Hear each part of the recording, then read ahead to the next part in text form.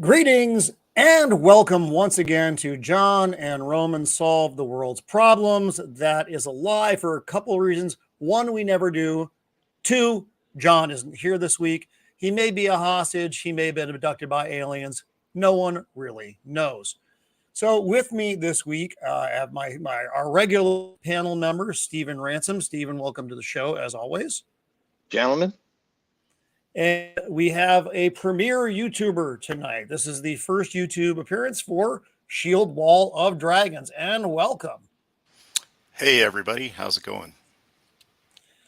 So looking forward to tonight's show. Before we get to the main event, there are just a couple things I want to touch on, and we won't dwell too long because God knows we can.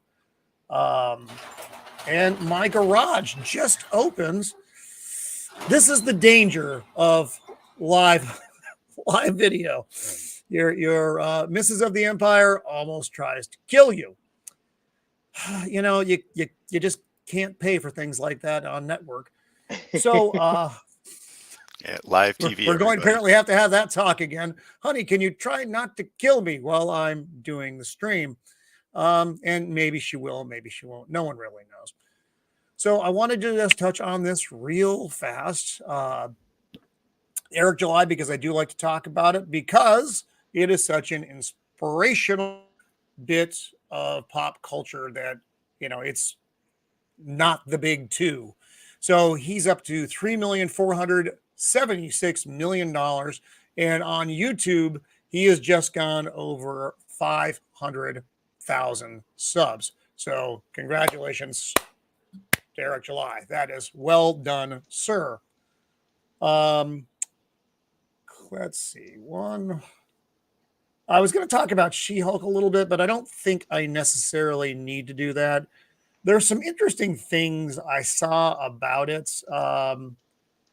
But the review bashing, which is what they're calling it when you don't like their show, which is not the case because I've noticed the audience is very divided on it. You either really dig it or you really don't. But we can skip past that, I think. This was pretty interesting. Let's see if I can get this to come up without having it be a disaster. The House of the Dragon premiere on HBO, 10 million. Oh, for the love of Satan's ghost. 10 million viewers, which is their biggest opening for a show ever. And I think that was pretty interesting. I didn't hate House of the Dragon. I thought it was okay. I've watched it a couple times. Have either of you guys watched it yet? Yeah, I saw it. I didn't hate it. I don't particularly care for how the dragons are rendered. In the Game of Thrones in general, I feel like they're dumber than cats. They should be smarter than they are. But other than that, it was fine. I'm interested to see what the next episode brings. Yeah, it's as am I. Like I said, I didn't hate it. I don't want people to think that when I gave my review and I said it was okay. There were parts of it that I thought were better than others. I actually like Matt Smith a lot on the show. I hope he ends up not being wasted on there.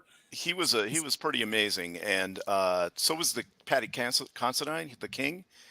I thought he gave pretty good performance as well. I thought his performance was good. My only issue with him was his look. He kind of looked like a worn out old member of a 70s band. And I always picture the Targaryens being a bit more angular, less puffy. But his performance was fine. I didn't have a problem with that. And, that's maybe a little nitpicky. It probably is. Based on the level of TV we get, I should be happy that I have anything that is not wanting me to tear my eyes out. Stephen, did you see it? No, I have not. No, I have not. It's not really my cup of tea these days. Not really a big fantasy fan. So before we get rolling a lot further, let me acknowledge who is hanging out here. Is Roman a Russian hacker? Really? What does that even mean, Nas? That means that Nosferatu loves you. That's what that means. That Nosferatu is being contrary. He loves you. Well, we have Nosferatu, the vampire, in the chat. Jacob Ironside, good to see you, buddy. Mr. AWK, our man in the UK, who is up at all hours. Thanks for joining us, Alex. And is that it for our Thad? The Thad that shouldn't be. Good evening, sir. One of the smartest men on the interwebs. And I think that's everybody right now. So it's good to see you all here. Thank you for showing up for the chat. So this next bit, though, is something that I find very interesting. And I'm not going to dwell too long and draw the intro. But the new HBO head, the new WB head, they've also canceled the resurrection of the animated Batman series, and I'm glad.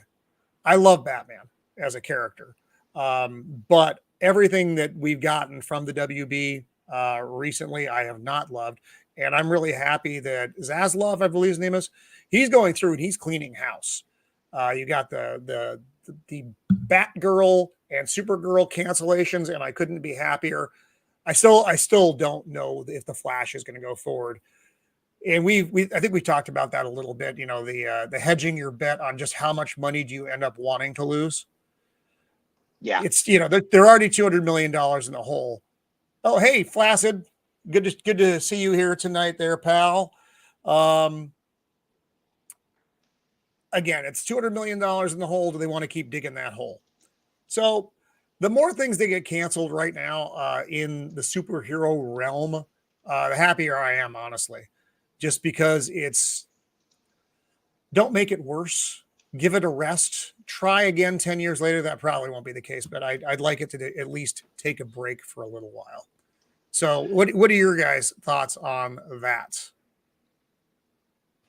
I totally 100% agree. They just need to let it rest. They need to clean out their writers' rooms and just get new people in there. Just give it a rest for a while.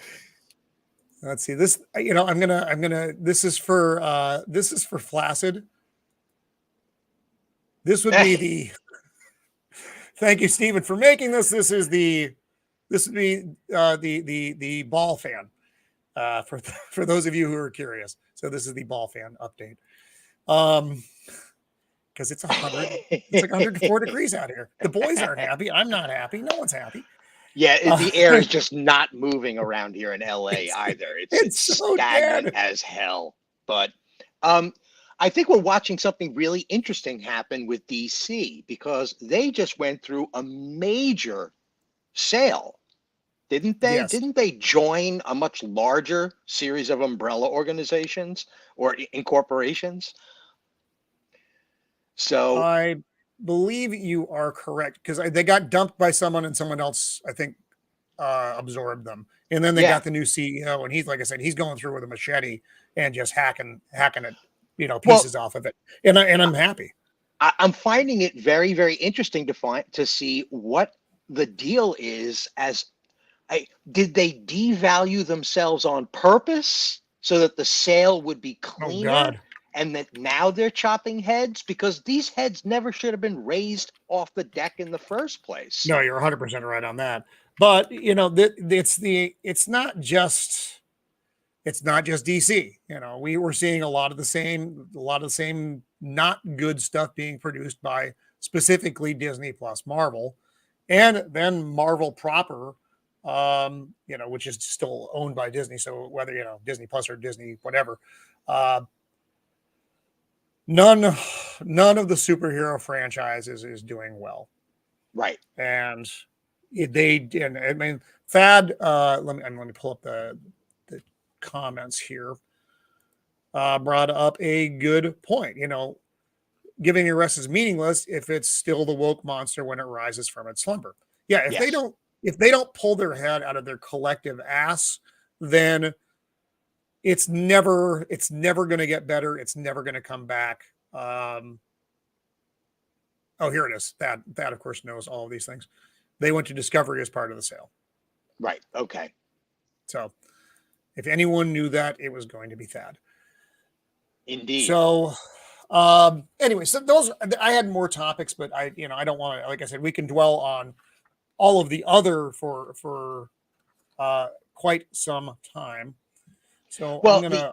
the Yeah, go interesting ahead. thing about any corporation trying to make a cookie cutter kind of product is that a cookie cut is an extremely generic and globally accepted thing. It's not really interesting. It's a little too sweet. It's cut into a circle. You know what I mean? And that's what we're getting. I will say that with all the negative criticism towards Disney Plus products, they're a boatload better than anything from the CW. Well, the CW is at least canceling their shows. Yes, yes. But yeah, so you had Batwoman, which was objectively horrible. Yeah. I mean, none of they have, and we all know the CW doesn't make money. CW hasn't made money in forever, and they've only had a couple shows that anyone even bothered to pay attention to. Yeah. Supernatural, it was I think one of their biggest shows. Mm-hmm. They had some random success with the Arrowverse at first, and then I think that's just all first couple like of seasons for both all properties. As soon dries as up and dies. As soon as Oliver found his son, it started going in the toilet. Yeah, in my opinion. Yeah, it was good up till then. And no discredit to some of the subordinate speedsters in the third season. Once they started making everybody have superpowers, like the whole thing just fell apart. It was supposed to be one extraordinary person being assisted, being best friends with a whole team of human characters. And it fell apart like that. I don't know why, but whatever.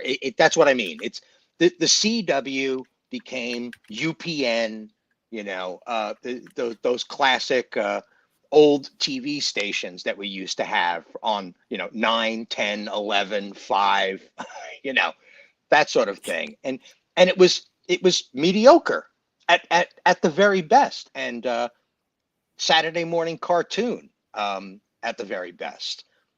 But Alex, good grief. Alex wants to join.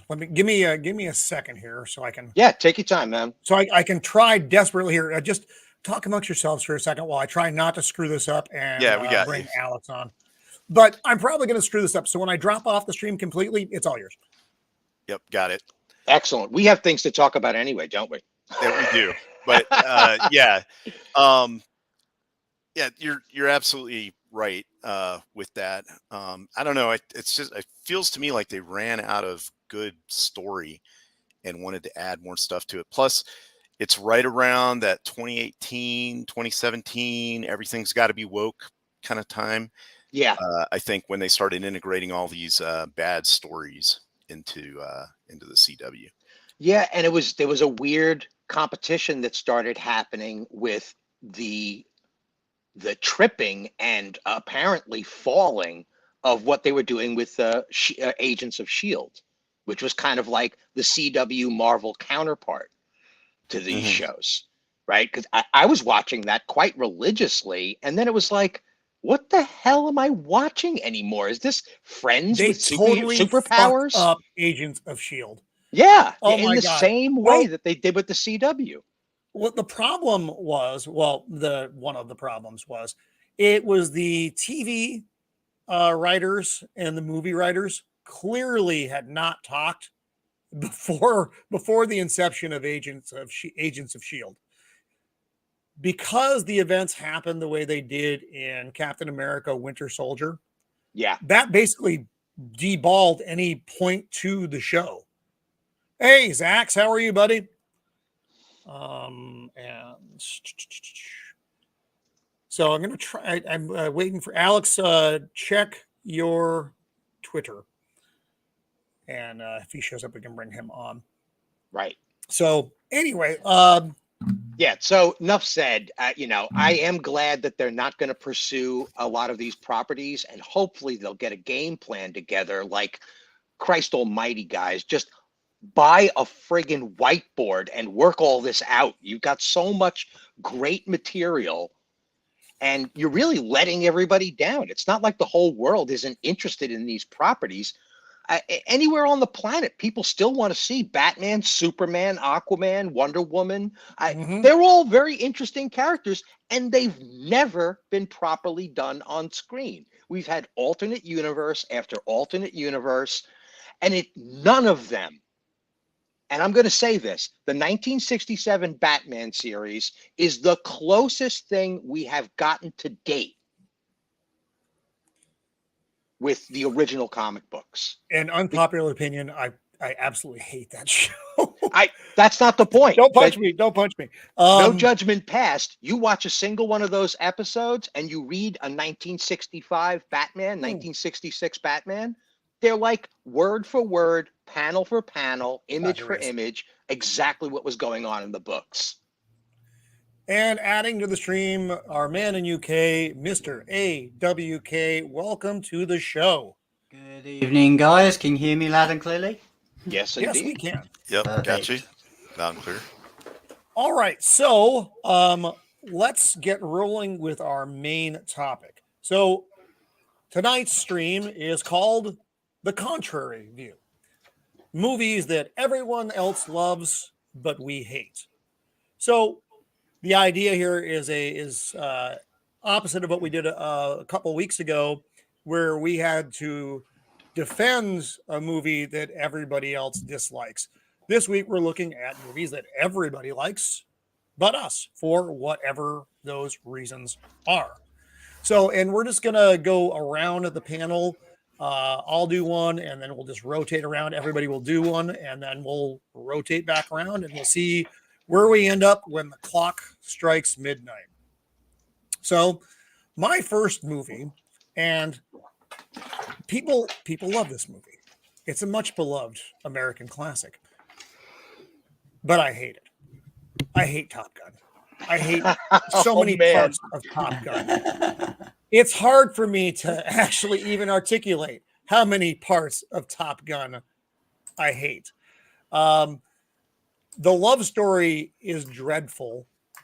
It is not even just Tom. I don't like young Tom Cruise. Almost anything young Tom Cruise is in, I can't stand. The volleyball scene is effing nightmarish. The interaction in the restroom after the showers, and just really the military stuff that goes on in the movie is so wildly inaccurate. And I know military folk tend to look at movies differently. Now, I am going to say that I absolutely loved Top Gun Maverick because it actually fixed things. Is so off on this. I am not. No. And the soundtrack from Top Gun, that's just it hurts me on at the soul level. I don't like Kenny Loggins. I hate all the synth bullshit stuff. I know. Everybody loves this movie but me, and this is I like Kenny Loggins. Oh God. See, hey, let me interrupt for a second here. This is what we're talking about here is our feelings. Okay. We're exposing our intimate, compassionate feelings on these subjects. Okay. We don't expect anybody to agree with us. That's the whole point of the show. God damn it, Flaccid. See, it's things like that. Things like that. Oh Lord. And I hate Kenny Loggins. It's I know. Well, I've been talking to you about Caddyshack then. Oh Lord. So you know this scene is so cringe. Fuck off, Tom. I'm not glad that Goose died, but I didn't. Yeah, then I was I want him to get yelled at here. Got Michael Ironside. He's just ready to lay into it, and I'm as happy about that. That brought me some joy. Oops! Oh no, I got ahead of myself. Don't judge me yet. You can judge me a little bit. Too late. Michael Ironside was the GOAT. Oh, he was so good in this. Yeah. But Ironside, he was so good. But he was is insane. He was that much of the movie. But I liked him. I actually liked Dallas, but I didn't like any of the main players. that fucking piano scene in the bar again makes me want to throw up all over my. That was the most realistic scene in the whole movie. This Bunch is of such a officers good in the Oak Club subject. messing around. Yeah. That's how it always goes. So anyway, that is my opening salvo with the contrary view. Does everybody else just love Top Gun and it's just me? No, go ahead. We'll go round robin. Yeah. Okay. Yeah. I mean, I get your point. It came out when I was younger, so I didn't know that all the things in it that weren't correct, but I could kind of see some of them. But anyway, is that just those reasons why you don't like it, or is there more? No, that's pretty much it. But that captures most of the movie. Okay. Really, Flaccid? Really? Also, him riding down the flight line on a motorcycle. Oh, on the fucking motorcycle. Yeah. No one's going to care about that. No, any base ever. Yeah. It was fine. Someone's watching the stream. Probably cops are like, he doesn't like. I'm going to get him. That's my microphone picking up general LA noises and soundtracks. Oh well, that's that. Yeah, that would be it. Yeah, that's 24/7 around here. Rarely get a helicopter anymore. We used to get helicopters like they were invading the building every day, but not anymore. Not so much anymore. Maybe the police are chilling. But they're just saying. They're just too I've hot. never had a fond place in my heart. I mean, Top Gun is it's Top Gun, right? You know what I mean? It's like Lethal Weapon 2 or Predator 2. It's just there for me. I don't see it one way or another. At the time, it was, oh my God, Tom Cruise in a real aircraft doing, real aerial photography. I wasn't surprised. I was getting that almost every other season. So it was nothing really special. But the impact it had on cinema going forward was what was important, right? So, your opinion, Roman, I could take it or leave it. It's not that big of a deal. I was never really invested in the property in the first place. It's just I recognize it historically for what it is. It's when Tom Cruise stopped being an actor and became Tom Cruise, basically. Before that, we didn't really know who he was, so we were getting a feel for him. And then Top Gun happened, and everything after that was Tom Cruise in. You know what I mean? Yes. Before that, he was the guy that slid around in his underwear. Yeah, exactly. So much. Oh my God, I hate that movie. The thing is, I like older Tom Cruise. Edge of Tomorrow is a great movie. Minority Report. I love all of those movies. And like I said, I really like Top Gun Maverick. I think it's a really good movie. But you have to endure Top Gun to get that. Otherwise, just context. Right, you don't have context. context. A lot of sense. Les Grossman is the best Tom Cruise role. I was going to say. I didn't start looking at Tom again until Tropic Thunder came out. Because I didn't know. God bless you, Tom, for putting on those chubby fingers and shaving the top of your head. You're a goddamn genius. Welcome to the acting community again. He was so good. I didn't know it was him until halfway through the movie. And I was like, oh, God, that's Tom Cruise. Tom Cruise. So brilliant. So brilliant. That's a legendary performance. That's a legendary performance. Like, I'm trying to think, imagine like some classical actor, like John Wayne showing up in a movie much later on in his career and just knocking it the fuck out of the park, Nas, I actually, in my brain, I'm kind of combining this because I would have preferred to see Les Grossman in Eyes Wide Shut. That's absolutely correct. Huh? Making it better. That's what we do here. So, all right. So, Shield Wall, you're up. I'm sorry, Mr. AWK. What are your thoughts on Top Gun and why I am wrong? I don't know what I can say, but the thing is with me and Top Gun is, how can I put this? It is in my eyes, it's one of those iconic movies that I remember when I was a kid. And it's just the music, the action, and also it was a promotion for the Navy in a way. Because apparently they had desks or something outside the cinemas to promote after people watched the film. They did. That was a really big recruiting push for the Navy. Yeah. So the kids would sign up to do something else. That Yeah. you're going to be cleaning a head for the next few months. There's sport, and then you're going to work in the gee-dunk, and then you're going to work down in the scullery on the ship, and then you're going to start doing a job. They don't advertise it that way. Yeah, congratulations, you're not rated. Yeah. Oh, it's just one of those, because I am a big fan of Tony Scott, the director. And he went on to make some fantastic movies after this. So, how can it be? But each to your own opinion, if it's good or not. That's. However, we might be getting a third one. Oh God, I hope not. A third Top Gun? Yeah. Oh yeah, no doubt. These days, they're going to kill it. They did good. They brought it back, and they did a nice job with it. If they make a third one, they are almost guaranteed gonna fuck it up.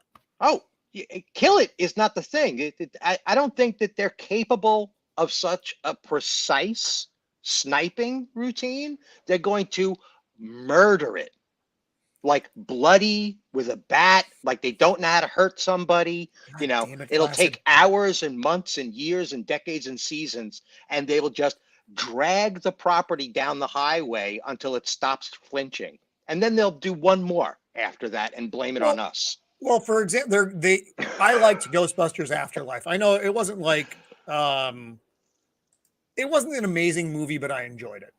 Right. And they are going to make another, which will almost certainly be, not good. Not even like I enjoyed it. It would just be like, fuck, that's just not a good piece of work.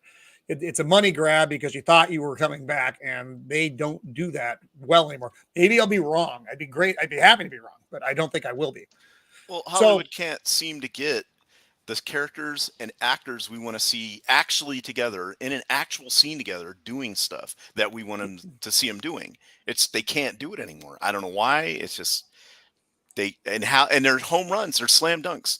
All you have to do is put 3 people together in a room and have them talk, and people will go to the movie in droves, and they cannot manage to do it. They got to subvert your expectation. Or something. You mean when they killed Han and Leia and Luke were never on screen together? Absolutely. They took a golden bar and flushed it down the toilet. I'm using that flushing it down the toilet analogy a lot. Well, it's not inaccurate for what the product is. Yeah. Plus, also, it's YouTube safe. It's YouTube safe. All right. So Shield Wall, what is your movie for this round? All right. So I don't want to steal your thunder since I saw your next slide. So no, go ahead. I have many. Well, but so I don't like E.T. for a lot of reasons, but I'm going to go with the Blair Witch Project. Ooh. OMG, that thing was trash. Yeah. Now I understand how they filmed it. Like, they didn't really give him a premise. They just took him out there, and then he would feed them cards, and then they would do what was on the card. Is how they filmed the movie, if I remember correctly, which is kind of what made it so scary, and it made it found footage and all that. And it was groundbreaking because it was one of the first found footage movies, and everybody was all hyped on it. But the actual way that it broke down, I absolutely hated. Oh, we had a map, but I kicked it into the river because I didn't think it was real. It's like, seriously, you just boned everybody over because you're stupid. And then the scene with the little hands on the patting on the little kids' hands, patting on the outside of the tent that they're in. Okay, sure, that's scary, but dude, pick up a stick and start beating the crap out of whatever's out there. Like real men would go out and like see what's going on. He was one hiding the tent. I didn't. Well, when you put betas in the woods. and they're lost. They have a fire one night, then they don't have a fire because something comes, and then the guy disappears, and then they go into a house and they're like, oh, it's a house in the wood. It had electrical sockets in it. So somebody had to drive out there to get all that stuff there. So there had to be a road next to it. It just Don't wasn't. You start throwing logic around. It wasn't scary to no me one at wants all. that. And by the end, me and my friends that were seeing it at the time were like, what the? Yeah, everyone, all we walked out of there is we would have whipped that ghost's ass. So I don't know. I just didn't like it. I understand why it had the hype, but it wasn't for me. I just thought that the people in the movie were just dumb. You know, like hide behind the chainsaws, kind of like that one commercial. No, yeah. I actually enjoyed the movie, but your points are all valid. No, yes, everyone in that movie doesn't act like anyone in real life ever would, unless they had never actually been in the woods before, interacted with other humans. Well, now that movie. Now that you say that, the movie might actually be appropriate if it was made today. If today's kids went That's to the woods, true. That might be what you got. Right. Good luck. Right.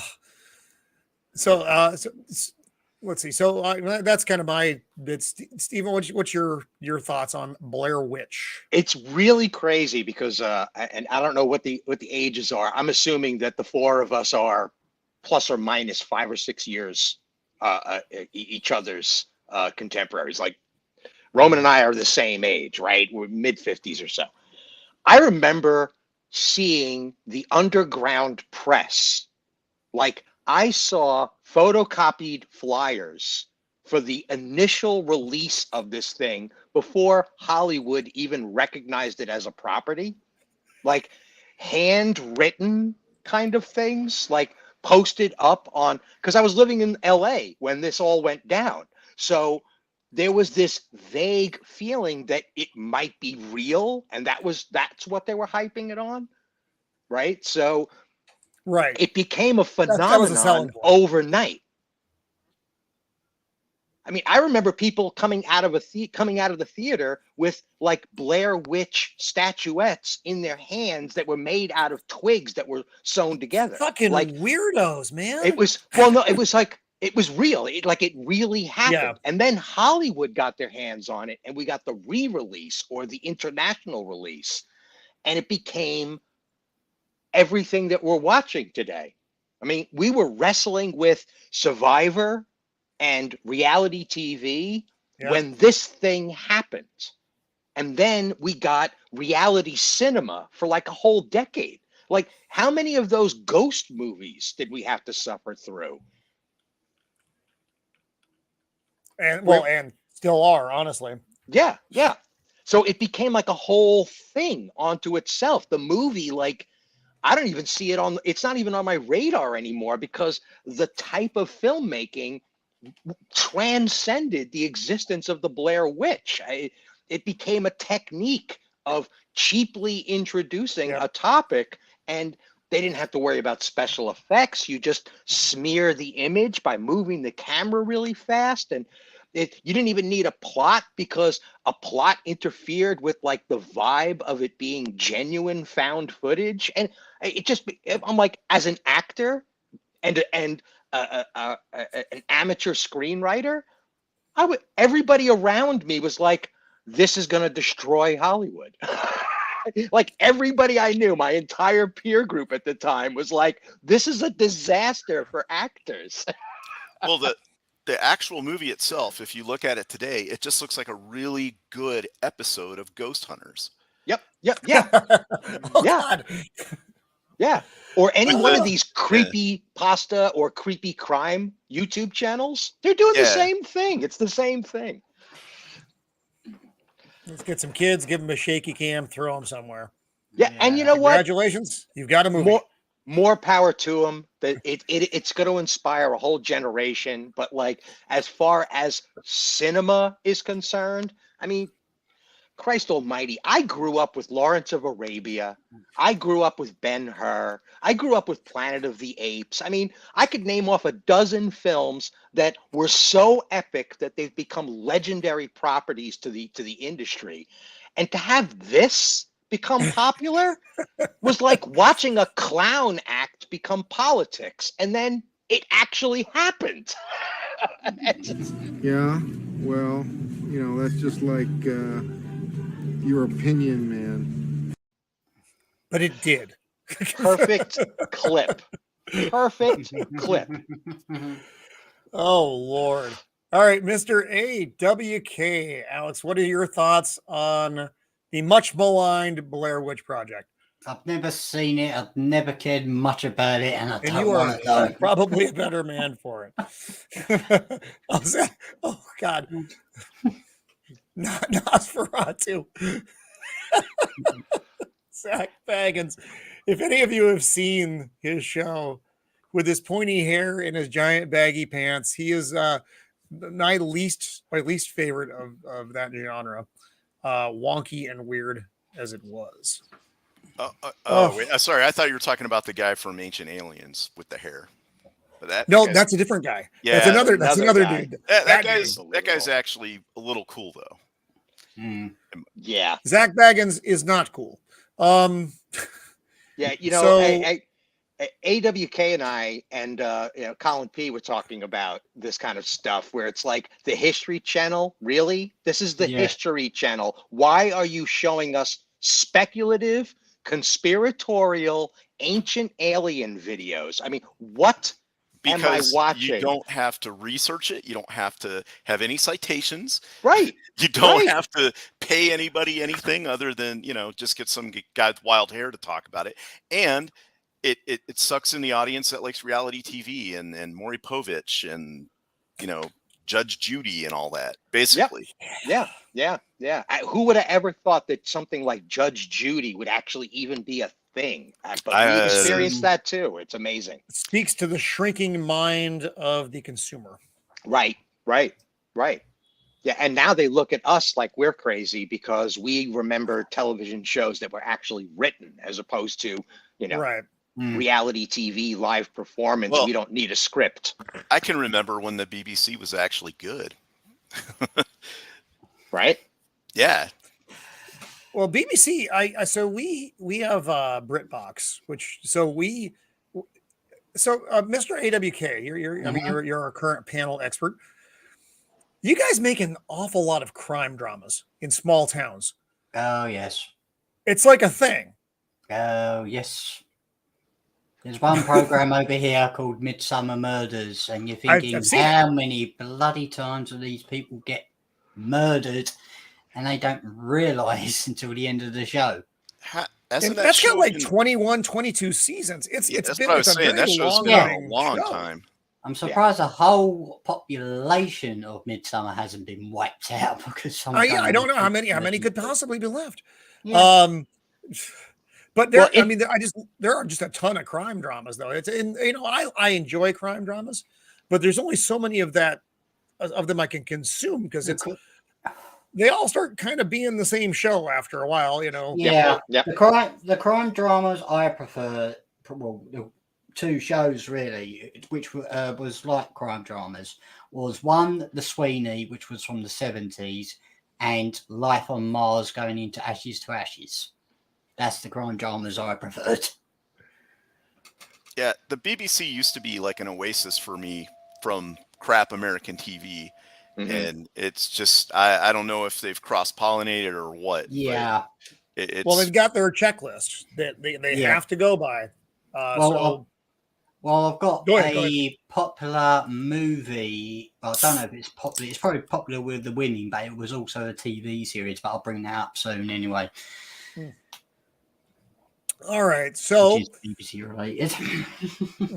There's something to remember here with all of this. The reason why those crime dramas happened and the reason why they became popular was because of filming costs and location costs.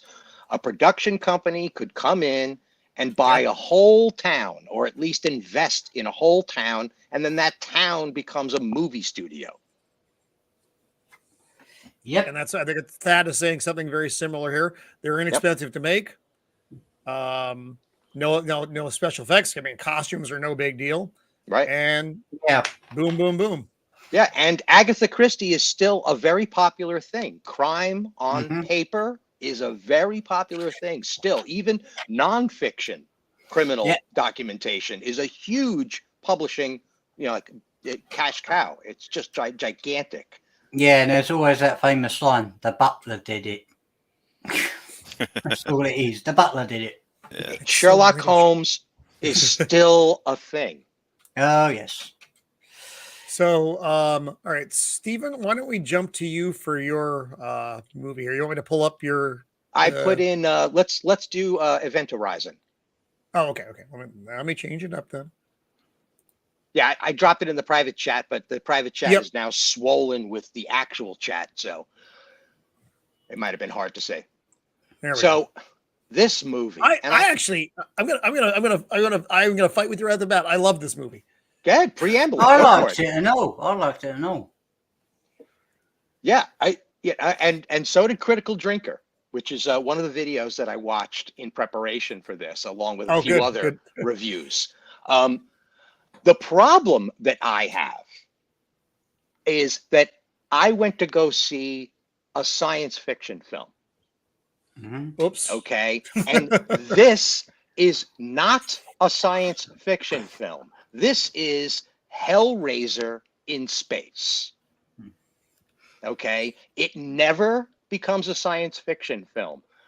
How the hell did a world government, even in a secret project, create a multi-trillion-dollar spacecraft that they never saw work in a laboratory? Yeah. How is this the first time the engine was ever turned on? Have you met the United States military? No, you can't use that excuse because the military tries out everything. They look like dumbasses on the surface, but they're not actually dumbasses. It's funny. The public persona of most world governments is that they're all morons, but they're not. The biggest trick any moron ever played on somebody else was getting us to believe they were morons. So I actually walked out of this movie about 2/3 of the way through. What? Oh my God. I have never walked out of a film. This was the first film I ever walked out of, which is why I wanted to bring it up first. I can see that. I can actually see that if you're not into it and you're wanting a space movie, and you're just not paying attention, because I had to watch it like twice to even figure out what the hell was going on. It never got intelligent with itself. There were so many moving parts that never got explained. It was just evil. It should have been called Edge Horizon, because that's really what it is. It's just edgelord, blood and guts. It's Satan porn, was what it was. Well, they cut a lot of it out, amazingly enough. There was supposed to be more. It was supposed to be a lot even more effed up than it was, which is and it ended up getting lost, which is probably not a horrible thing. So I'm going to share. I'm going to have to kind of zip through the video clip because I don't want to get another copyright strike like I got last time. Yeah, basically, this clip just represents how gross it got and how convoluted. Where it's like the language was just so soft. I literally, there's lightning strikes happening and the walls look like cobblestone. I mean, it's like, really? Oh, Sam Neill. Man, Sam Neill has been in some fucked up movies. Yes. Into the Mouth of Madness. Yeah. What was that one? He was Damien, remember? Well, that's he true. was in Damien. Yeah. He was Omen 3, right? Mm-hmm. Yeah. Oops, and that's it for the clip. Okay. That's pretty much it. It is a disturbing movie, visually, conceptually, but I still like the movie.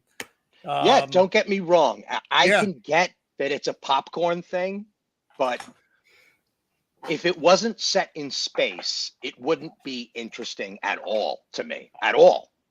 Like, I went to go see a space movie. I was expecting another film that was going to add itself to the filmography like Alien did, right? That, yes, this dimensional drive, this gravity drive system accidentally shattered some sort of a dimensional rift, and we were going to get a non-religious, non-binary description of where evil came from, what is evil, are all of these people just the evil incarnated in ourselves? I was hoping for a psychological and a science fiction discussion on the demons within ourselves, as opposed to, oh no, we turned on this super drive and Satan appeared. You know what I mean? It's just so boring. I like the movie. I get you. I know, but I understand why you hate it. I actually do. I mean, I didn't like it the first time I saw it, which is kind of interesting. I was led to believe, and I actually went into it almost the opposite perspective of what you were talking about, that it was a terrifying movie. I didn't really get that from it. Like I said, it was disturbing. That's a different kind of horror. But it wasn't. I mean, it didn't scare the shit out of me. I was just like, oh, that was creepy and weird. I felt sorry for the original crew, the Event Horizon, what they went through. Yeah, even that. It's like they show they in the film, one of the chilling moments is that they play the distress signal, right? And it's like screaming and yelling and chains clanking, and it's like, really? For real? Is this like a campfire ghost story? What the hell am I even watching here? And not only that, but like, imagine you're NASA, right? And you just get a transmission with a distress signal, and this is the signal that you get, and you send out one rescue ship? Like, there wasn't two rescue ships in redundancy, so that if the first one approached and blew up, you could have a second rescue ship at least rescue them? Like, you have no idea what to expect from this thing that basically vanished the first time you turned it on. And it just, everything about it was so not scientific that I found it annoying. So these are all good points. I can't argue that the points are not good, because they are, but I still like the movie. Yeah, and I get it. I get it. Yep. In the same way that most people like Top Gun. Yeah, exactly. You know what? Fuck Top Gun. That's all I got to say about that. Let's see. So I mean, I think we've all bantered around this thing pretty much. Sure. Anybody else have anything? Anybody else have anything they want to say about Event Horizon? No. Yeah, I'm good. Although this is one of the best Sam Neill yells ever. That the classic, oh Yeah. oh, which I still love. I love it. All right, so up next, Mr. AWK, what do you have for us? Okay, this is a popular BBC TV program got adapted into a movie, and the amount of torture I had to suffer when I was a child because we only had the one TV. And just bringing it out for a minute, it has to be this film, which I still hate today. Oh, Lord. I've got nothing against the actors. I just hate the sotting story. Mm-hmm. I tried to read the better version, which was Pride and Prejudice and Zombies. Oh yeah, that was a much better movie. They did make a movie. Actually, you're right, they did, and it was better, but I still hated the Pride and Prejudice parts. Yeah. Oh, and I don't. I think Mrs. of the Empire probably likes it, but I myself have zero affection for any form of Pride and Prejudice. The thing is, I prefer. Now, call me sad, but I prefer Wuthering Heights over this. much pride. Yeah, you got a good point. That's right. Ah, Yeah, I like Wuthering Heights over this because Wuthering Heights is a good old ghost story and all this and that, and love all that. And also, Kate Bush did a song about it. But this film, including the TV series, please do not make another remake of this. good Lord. How many episodes was the series? I forgot, I've lost count, but I don't care. What? I would argue too many episodes. Yeah, but the TV show Red Dwarf, their 7th series, took the piss out of it, which I got to hand it to them, which was absolutely brilliant. Because there's a certain scene in that episode where they took the piss out of this, which included a tank, which they nicked from the set of GoldenEye. Oh. But I will show that clip to use one day anyway. But this film, I don't know. the whole entire Pride and Prejudice franchise, no more torture, please. No, and I think that comes from most men pretty much everywhere. Yeah. Have we not endured enough? We Well, must be subjected to more Pride and Prejudice. I'm going to get off the screen. yeah. All right. Thoughts? Yep. Dragon? What was that one I didn't care for. What was the one that had Kate Winslet in it? And she like rides off and gets sick, and then it's like one of these period pieces or something. There's another movie that's similar to that I did like. It was like came out in 95 or whatever. So it was in the same theme. So I don't know what it is about Pride and Prejudice that I don't really care for. I just don't like it. But there's another one that had she plays the professor in Harry Potter with the big Coke bottle glasses, and she's all weird with the tea leaves and stuff. Yes, yes. Yeah. It's Branna's wife, isn't it? Yeah, she's in that. This one I'm talking about, I can't think of it, and it has Is that what's the his one name? with the guy who played Hannibal Lecter in there as well? No, he might be in it, but also has Hans Gruber's actor, the guy that played God. Snape, and he died. He's the colonel that picks up Winslet when she gets sick because she's out there, and the other guy is like a philanderer or whatever. I'm sorry, I'm doing this all wrong. No, I You're tried to not look it up, talking but I Sense can't. and Sensibility, are you? Maybe that was it. It's the one. It has Yeah. what's his name in it? Where he's doing his like pregnant pauses and stuff. Hugh Grant? Yes, Hugh Grant. I don't mind that movie. I kind of like how that one plays out.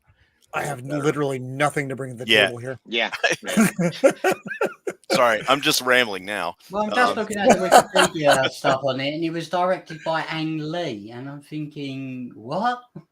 Yeah. What, Pride and Prejudice? No, Sense and Sensibility. Yeah, Oh. that's it. Sense and Sensibility. That's the movie. I actually like that one, and I like Shakespeare in Love. I love that movie. I just do. Please so I don't anymore. I think our next one is going to be movies that chicks like that some guys do too. Yeah, this genre of we went through a sad period where all of this stuff became public property. Yep.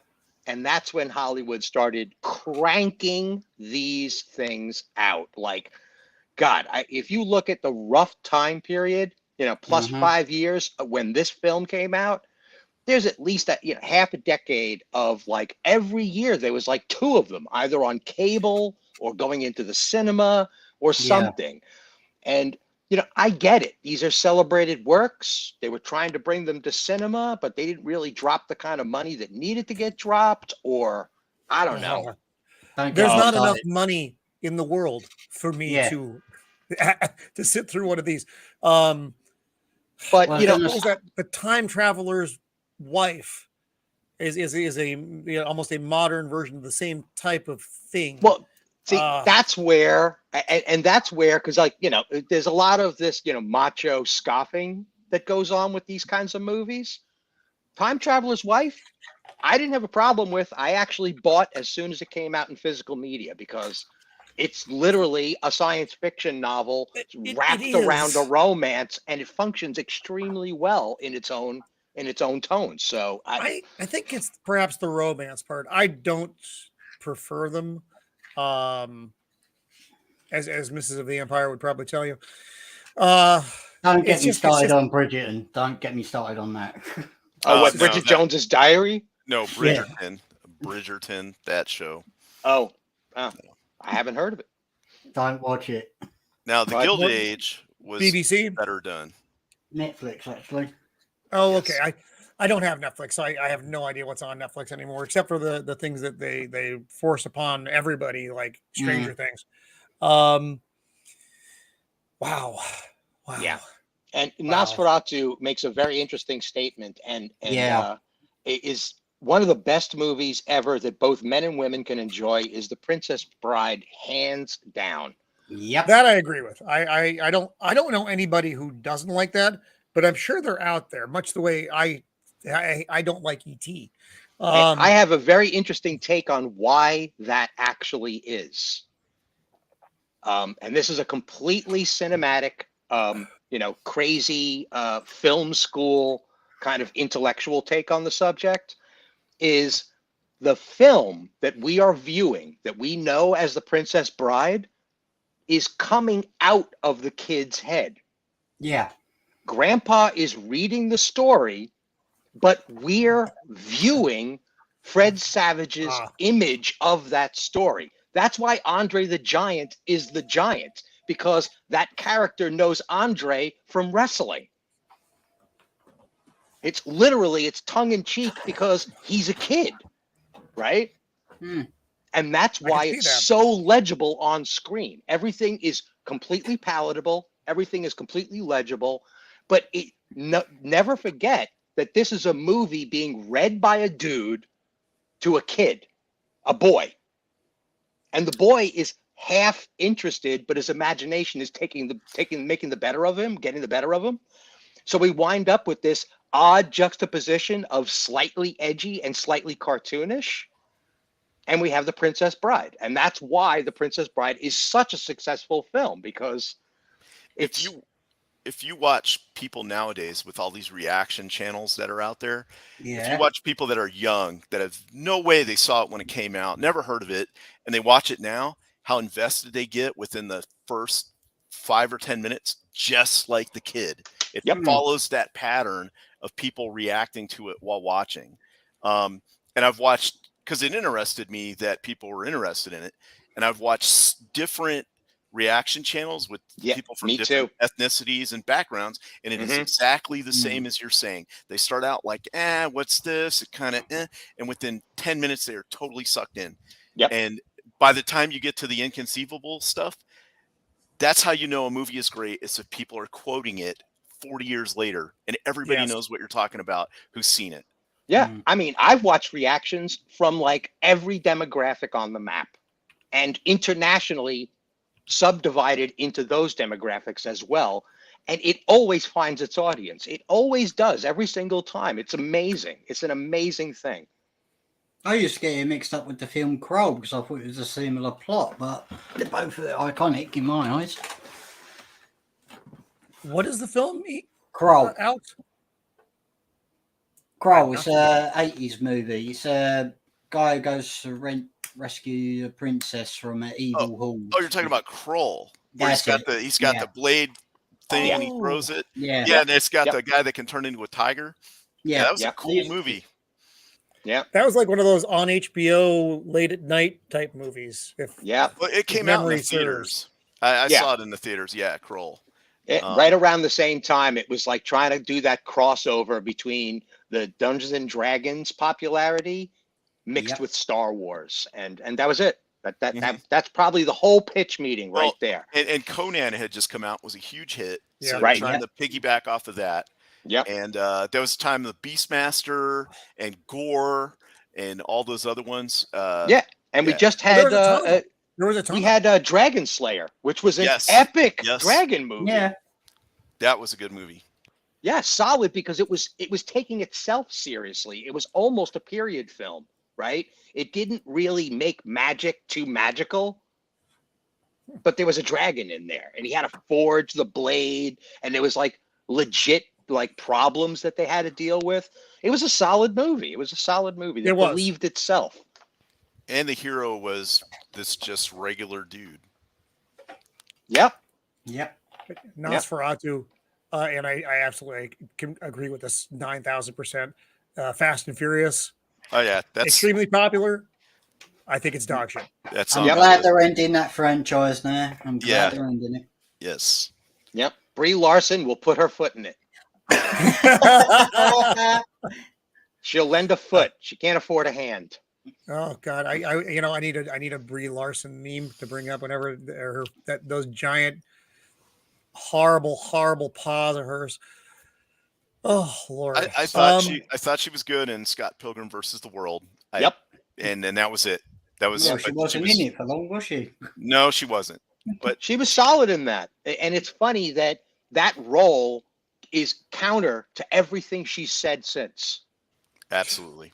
I mean, the opinion of the character, the characterization of the whole universe. I mean, it's a superhero film for all intents and purposes. And she's wearing a skimpy little outfit. She's being a backstabbing ex-girlfriend, and she even gets emotional. And there's a touching scene between her and the hero. And she's never risen above that since. It's insane. No, that may have sucked all of her acting ability up for that one film, leaving nothing left for the rest of her sad, horrible career. Plank of wood with big paws. Oh, goodness! Another one of those Victorian age films that came out that, like, good grief! I think I walked out of that one too, and it was called The Piano. Oh my God! Do you remember that one? I never saw The Piano. I remember the trailer. I'm sorry, but like when a main character has her hands chopped off by her wicked husband, I'm like, I'm done. I'm done. Okay, this is like extreme corset torture. It's like, really? Is this where we're going with this? I get he's an awful guy, but did he have to chop her hands off? Seriously? Who the hell wrote this damn thing? It was so bad. Yeah, that seems probably excessive. Excessive even for the script. So we're getting to the time where we do need to start wrapping up here. Like I said, because I know Zach's has a show coming on very soon, and he's doing a focus on a up and coming new small channel on YouTube. So, any closing remarks here? We'll start over with you, Shield Wall. Anything that you want to plug, or anything you want to throw out there? Well, thanks for having me on. It was great meeting everybody, Mr. AWK and Steven. Yeah, this has been great. I appreciate you giving me the opportunity to come on here. And I don't have a channel or anything. So, well, thank you for coming, and thank you for making this your opening venue. As they I say. appreciate the opportunity. And so, Steven, down to you. Yeah, I'm going to leave it to AWK to mention what's going on Saturday with FFSI. I'm going to learn how to say that fast and concise. I do the same thing now. But I'll leave that to him to promote that. But I wanted to say, Shield Wall, you were concise. You added things to the conversation. You were a chill commentator on the channel. Good job, man.